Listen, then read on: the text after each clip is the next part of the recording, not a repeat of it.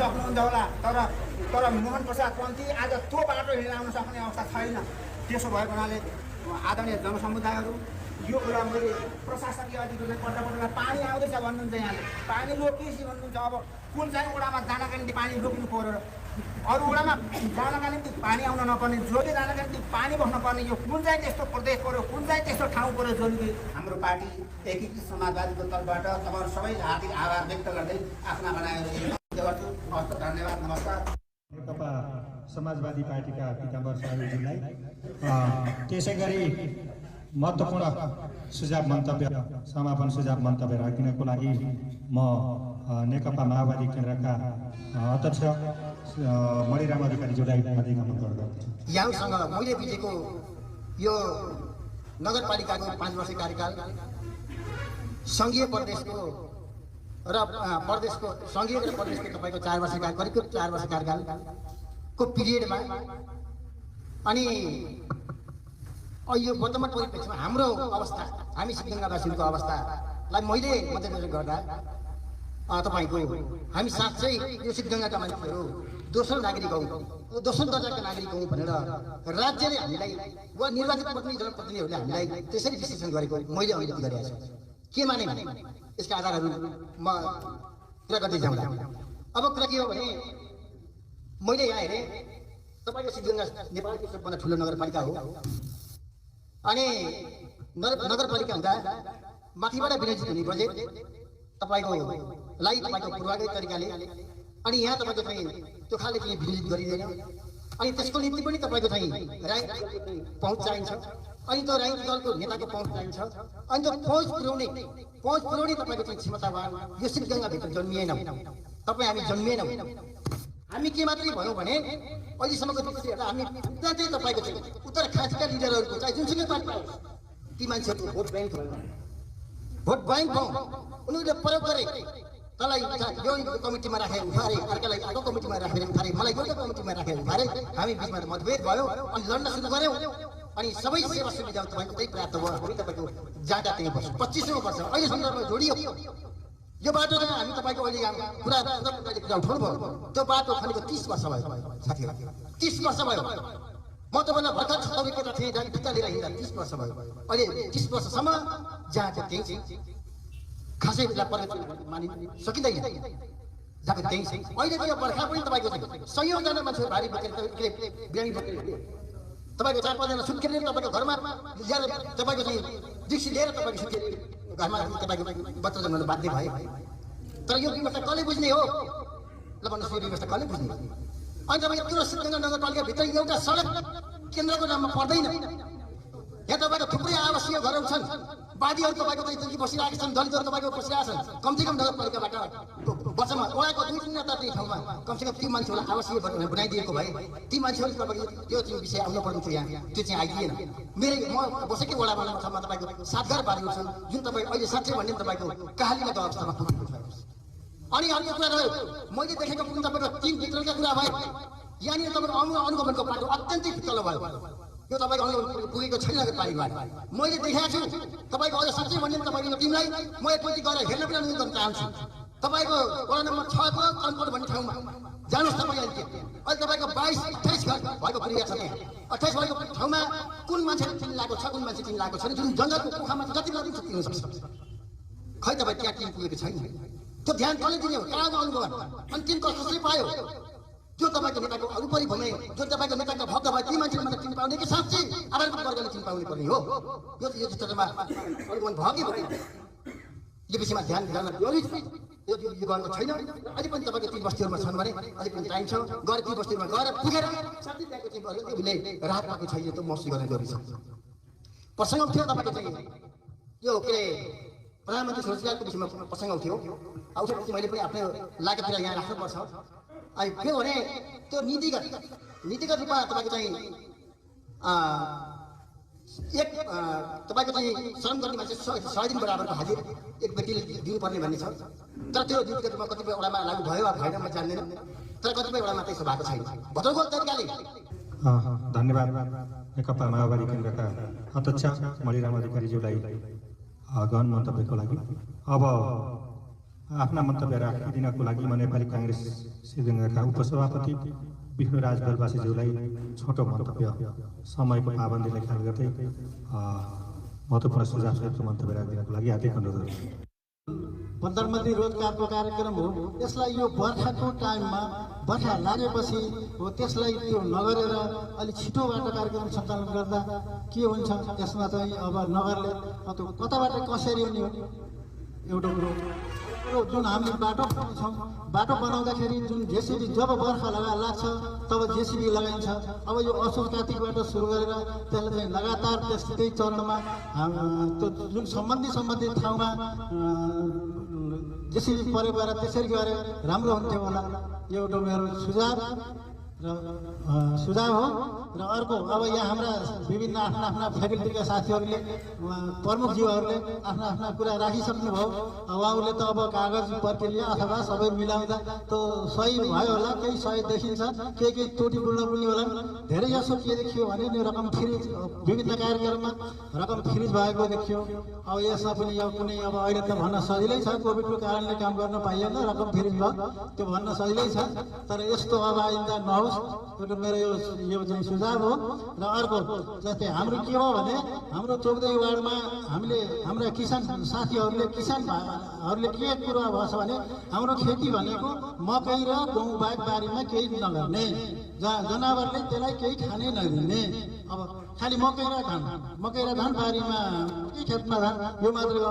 अब यसमा हाम्रो के हुन्छ, खै कृषिले यहाँ कुन क्षेत्रमा माटो जाँच गरेर कुन क्षेत्रमा के उत्पादन हुन्छ त्यसका लागि माटो जाँच गर्ने मेसिन के नगरपालिका गरिब छैन। माटो जाँच गर्ने मेसिन ल्याएर कुन क्षेत्रमा के खेती उत्पादन हुन्छ त्यही लगाउने, कुन जनावरले के त्यो लगाएपछि त्यहाँ किसानलाई फलदायी हुन्छ, त्यो जनावरले खाँदैन, त्यो क्षेत्रलाई त हेर्न पर्यो नि चौधरी वार्डमा।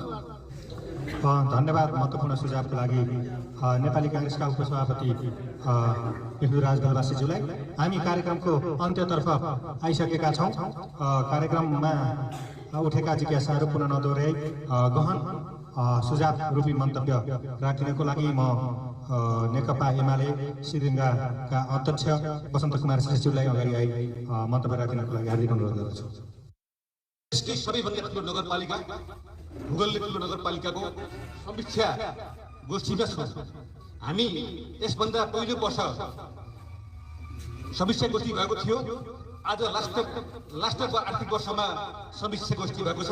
मैले नगर प्रमुख लगायत सबैलाई धन्यवाद गर्छु, किनभने अन्तिम र पहिलो र अन्तिममा गोष्ठी भयो। तीमा यहाँहरू धन्यवाद बोलाउनु भयो पार्टीलाई, उहाँलाई धेरै धेरै धन्यवाद टक्राउँछु। मलाई खुसी लागेको छ यो विशाल नगरपालिका हामी कति भाग्यमानी। आज डोलमा बोकेर बिरामीले ल्याउनु ठाउँ बाटो भएको नगरपालिका सबैले पहिचान।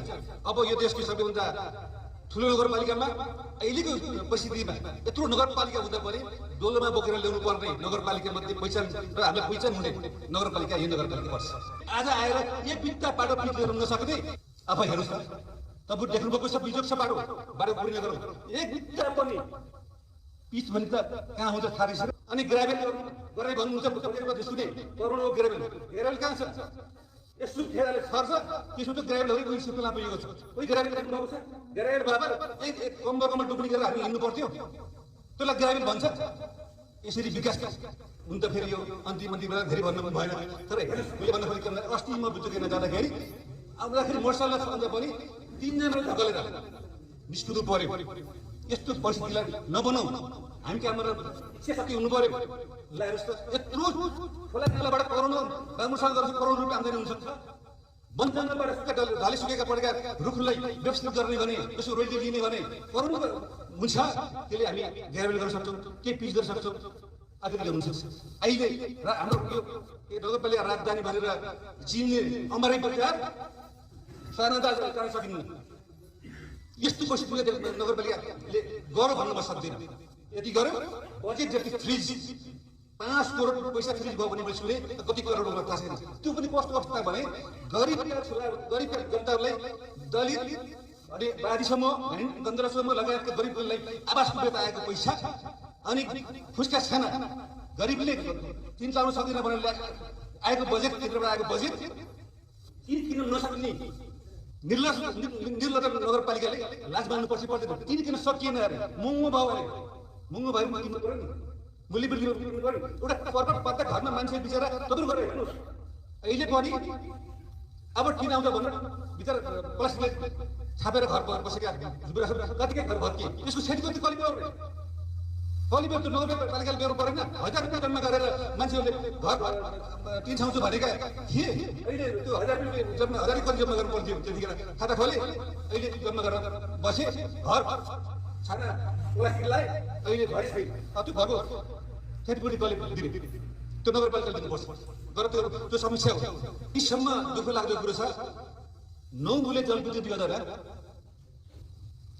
सुरु गरे ऊर्जा मन्त्री टम्बहादुर महाखरी त्यसको सिफारिस नगर्नु चाहिँदो रहेछ मेयर साहबले सिफारिस गर्न खोज्नुभयो दिनुभयो त्यो एउटा 9 बुले जलविद्युत योजना भनेको सिटगिङमा बढी प्रभावित हुने यो हाम्रो मुख्य ठुलो योजना हो अरबौं खरबौं योजना हो त्यसले यहाँको जनतालाई रोजगारीको व्यवस्था हुन सक्ने विकासको व्यवस्था हुन सक्ने हाम्रो 7 नम्बर वडा 8 नम्बर वडा लगायत 6 नम्बर वडाहरूलाई प्रभावित गर्ने धेरै विकास हुने अगाडि बढ्ने ठाउँलाई यो योजना पनि सिफारिस गर्न सक्नु भएन तर त्यो सिफारिस गरेर गर्दा के हुनु थियो होला किनभने आफ्नो योजना हो अरबौं खरबौंको योजना हो त्यस्तो चिजलाई पनि रोक्ने काम गर्नुभयो हाम्रो नगरपालिकामा कर्मचारी संख्या असाध्यै छ स्थायी कर्मचारीहरूले काम पाउनुभएको छैन त्यो टीका लागेका साथीहरू हुन्छ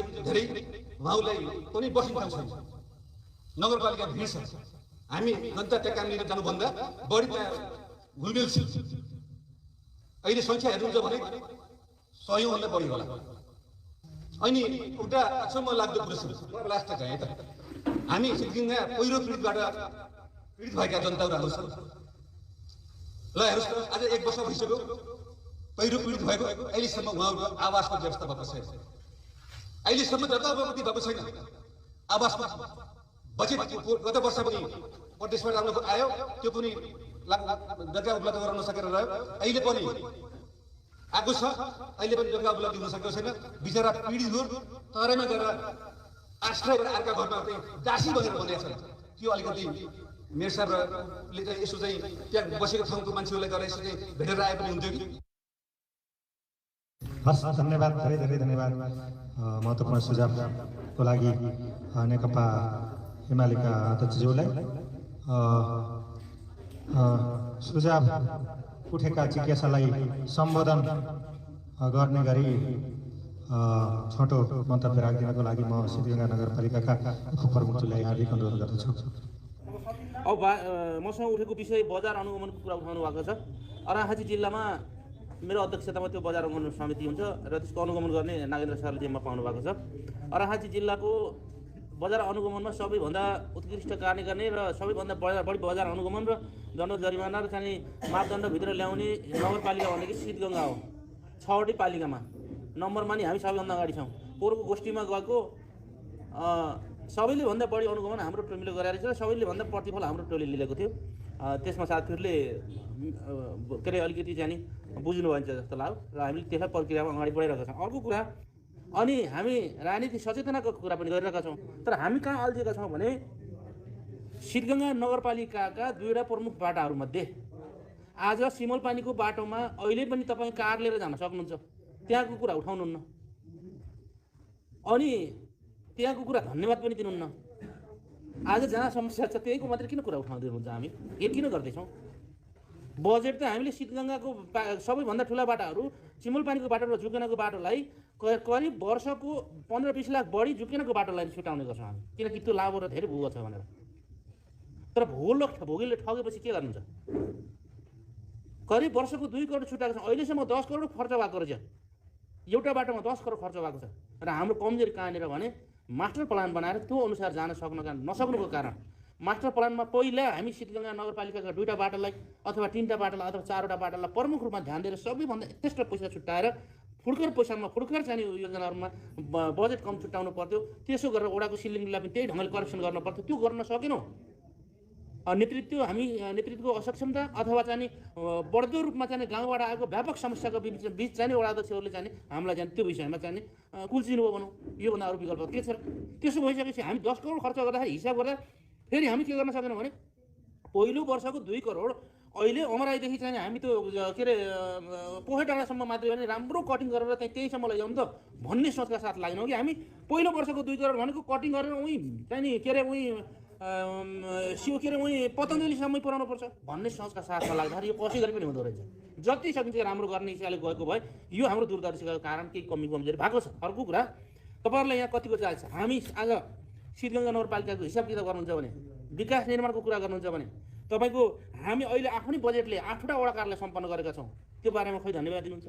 आज कतिपय ठाउँमा करिब सम्पूर्ण 2टा वडामा पाए सबै ठाउँमा चाहिँ स्वास्थ्य भवनको कुराहरू स्वास्थ्य भवनहरू बगैँचा चाहिँ झकास तपाईँ देख्नु भएको छ, बगैँचा सेवा लिनुभएको छ, त्यसको धन्यवाद नगरपालिकाले कहिले पाउने हो। अहिले तपाईँ देख्नु भएको छ मोटर बाटोको तर्फ मैले भनिहालेँ 800 किलोमिटर बाटो करिब हामी चाहिँ ट्र्याक खोलेका छौँ, प्रत्येक टोलमा बाटो गएको छ, त्यसको बारेमा किन चाहिँ सराहना व्यक्त हुन्न।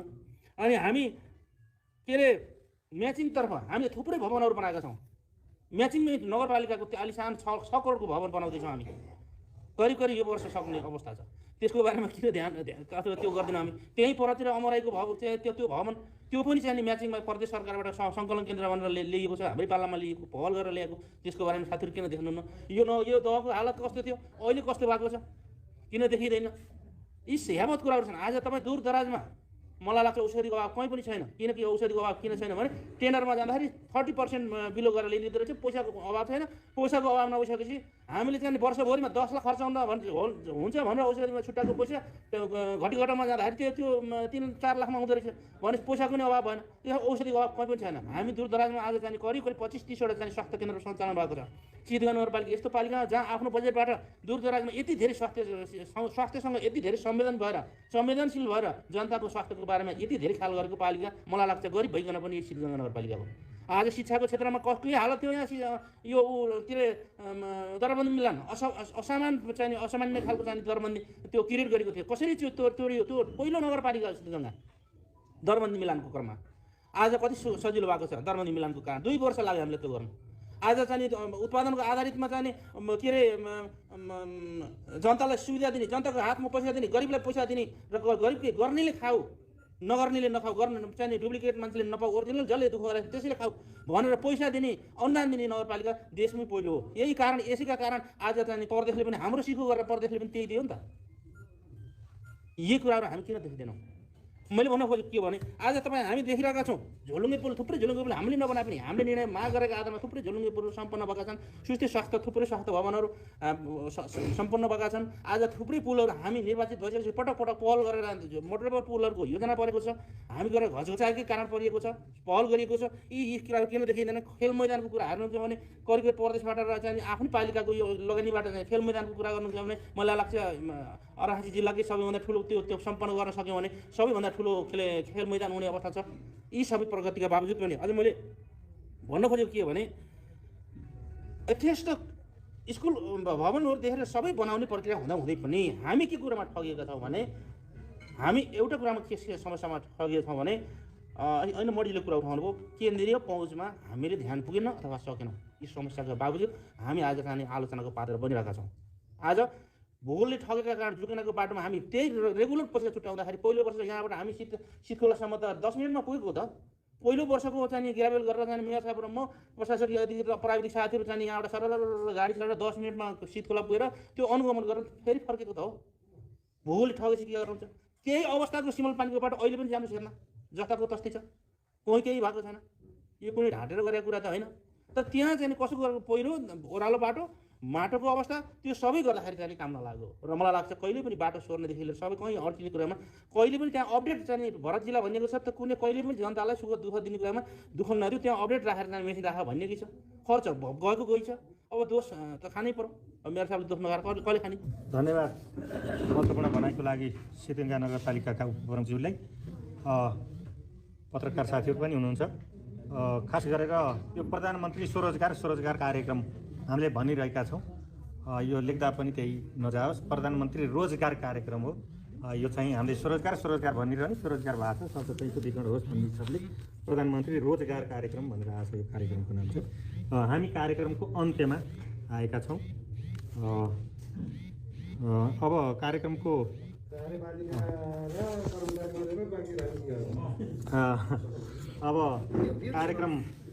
एकदम सौहार्दपूर्ण तरिकाले हामी अन्त्यमा आइपुगेका छौँ। यसो भन्दै भनाइसहित कार्यक्रमको समापन गरिदिनको लागि म कार्यक्रमको अध्यक्षता ग्रहण गरिरहनुभएका सिद्धगङ्गा नगरपालिकाका नगर प्रमुख आदरणीय व्यक्तित्व सूर्य प्रसाद अधिकारीज्यूलाई हार्दिक अनुरोध गर्दै म कार्यक्रम सञ्चालक यहाँहरू माझबाट बिदा हुन चाहन्छु। हस्, धन्यवाद, नमस्कार। साथै धेरै महत्त्वपूर्ण कुरा सँगसँगै रमाइलो पनि भयो, एउटा सेन्टिमेन्टका कुरा पनि यहाँ आए, काल्पनिक कुरा पनि आए, केही सत्य सुझाव पनि आए।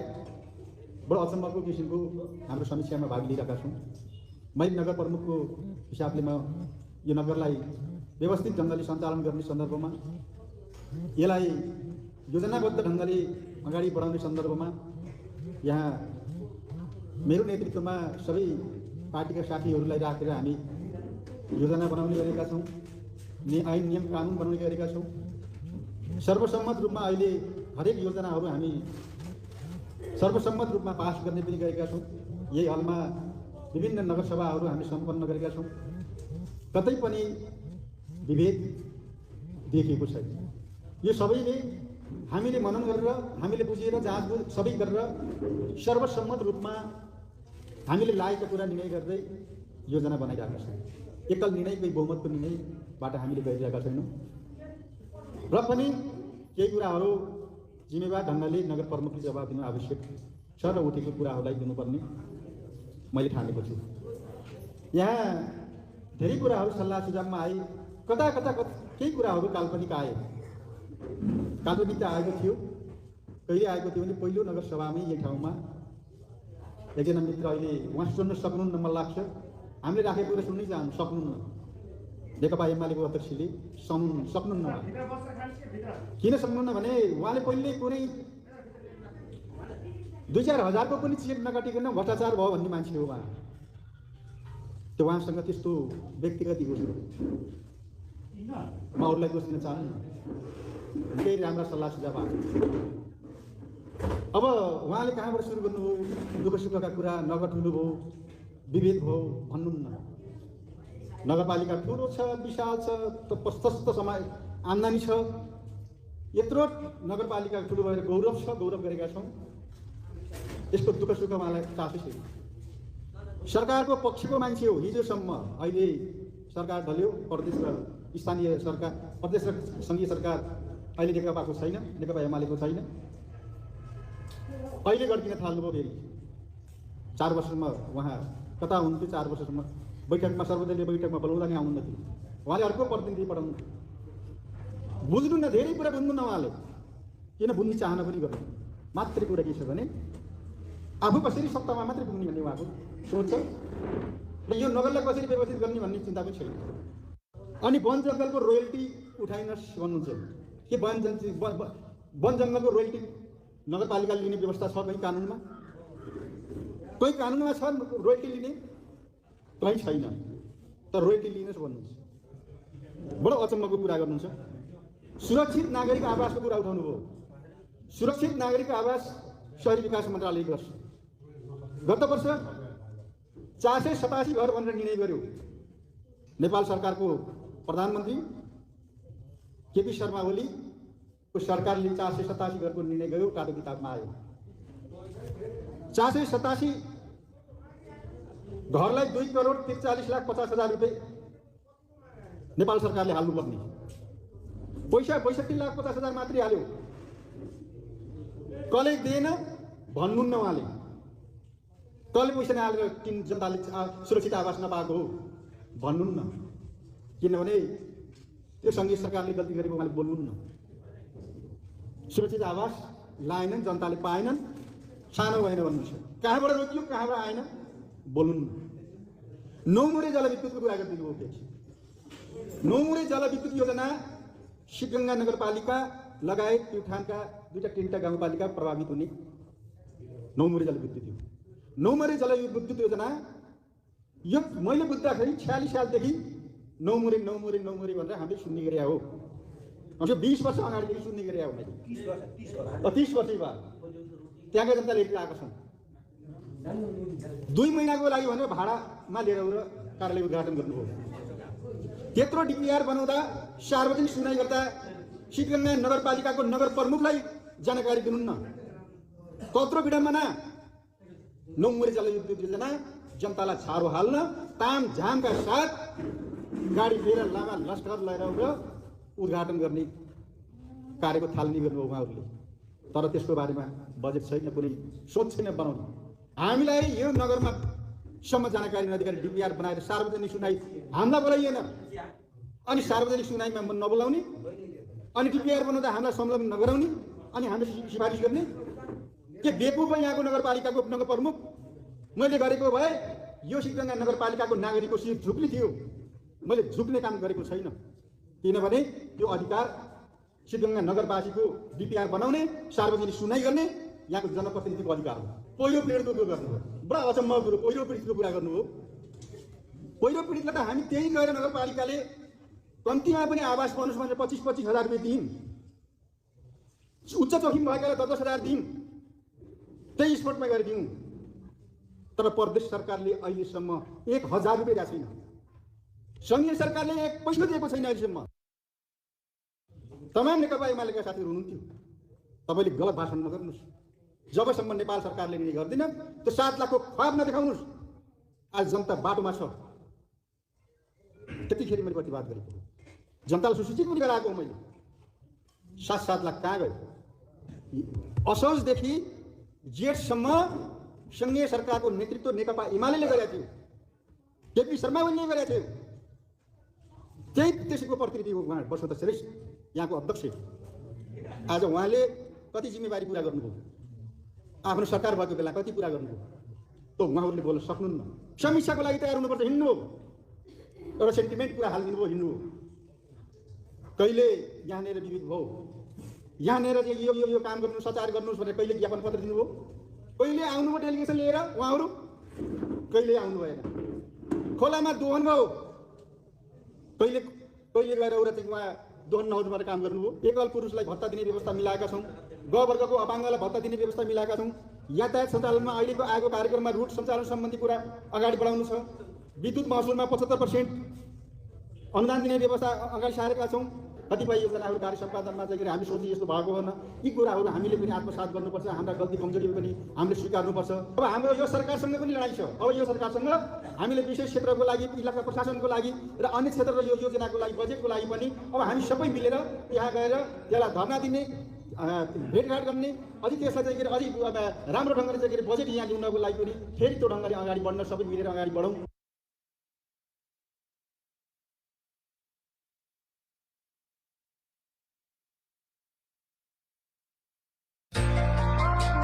सूचना, मनोरञ्जन र समाचारमा हाम्रो जोड, लुकेका विकृति विसङ्गति चिरफारलाई राम्रो खोज। सिद्धगङ्गा FM।